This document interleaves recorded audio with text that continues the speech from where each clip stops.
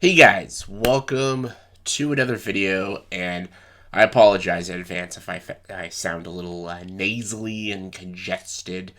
I've been sick for the past 5 days, and it's been a bad flu. I've had bad fever, runny nose, cough. Ugh, I just been terrible, and it sucks because I've been wanting to talk about the Super Mario Brothers movie, but I've been able to talk about it because I've been just sick and I haven't had any energy to make a video about this topic. So when I woke up this morning, I was like, okay, I feel a little better.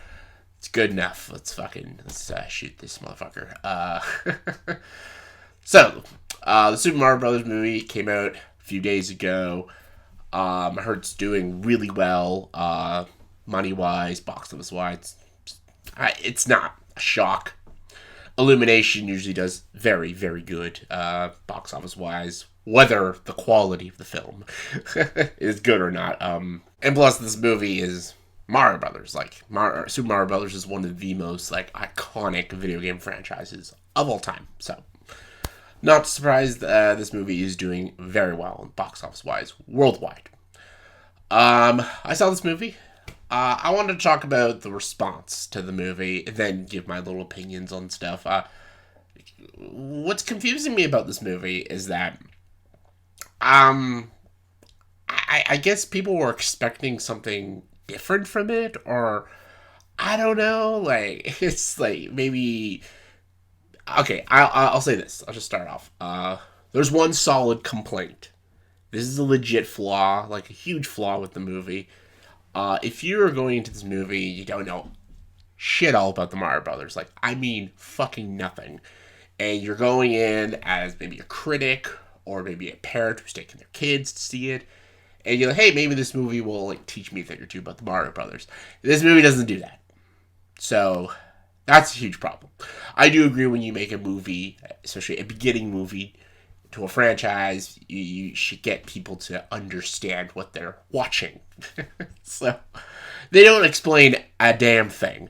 And for Mario Brothers fans, that's incredible because they don't want anything explained to them. They just want to get into the movie and get to the good stuff.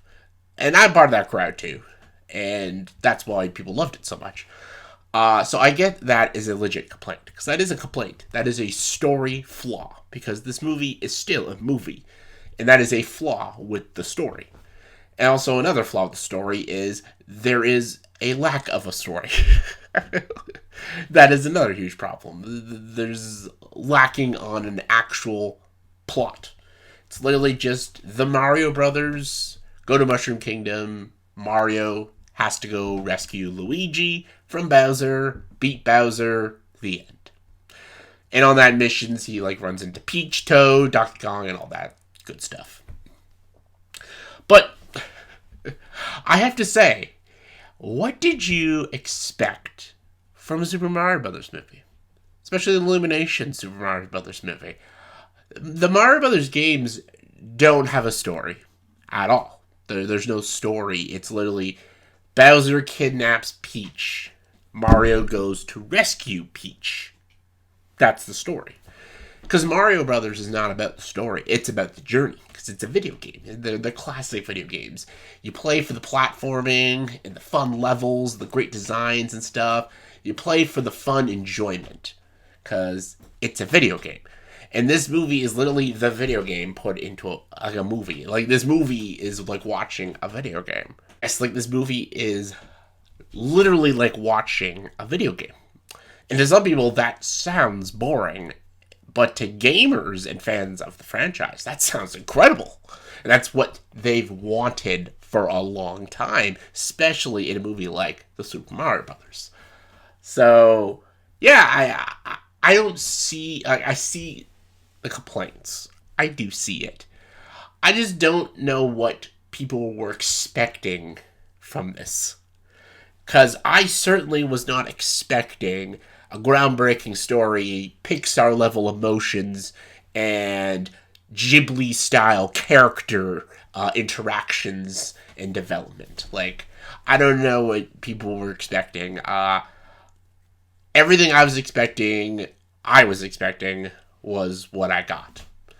And I had fun with this movie. I thought it was a fun, enjoyable, probably the best Illumination movie since the first Despicable Me movie. And it's got beautiful animation.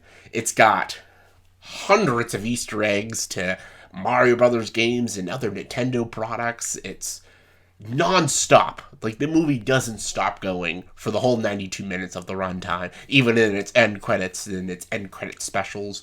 Like, the movie doesn't stop. And it is going to entertain the kids, but it's going to highly entertain Mario Brothers fans. Like, if you're a fan of the franchise, the Super Mario Brothers, man, you're going to have a lot of fun with this movie.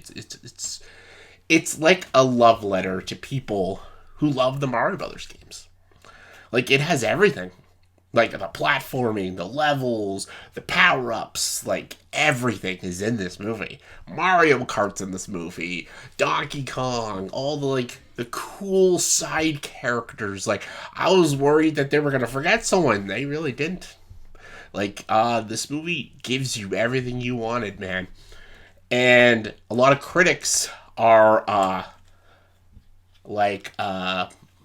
well, you see here, this isn't true art, you know.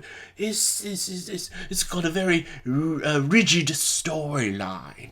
It's got very, bland, one-dimensional characters. And of course, it has cultural insensitivity to people of New York City. There's not even real Italian actors. And what is this? This villain, Bowser, wants to kidnap a girl and force her hand in marriage. Not very 2023. Very outdated storytelling, I say. No. That's what Mario Brothers is about. Bowser's obsessed with Peach. They make Peach a very badass female character in the movie, so there you go. The voice acting is really good, actually, in this movie. Like, I thought Chris Pratt was great. I thought he was great Mario. I thought Charlie Day was great.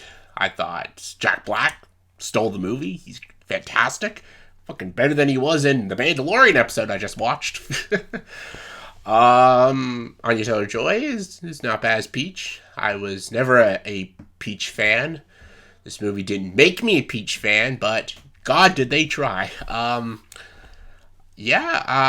Keegan-Michael Key is incredible as Toad.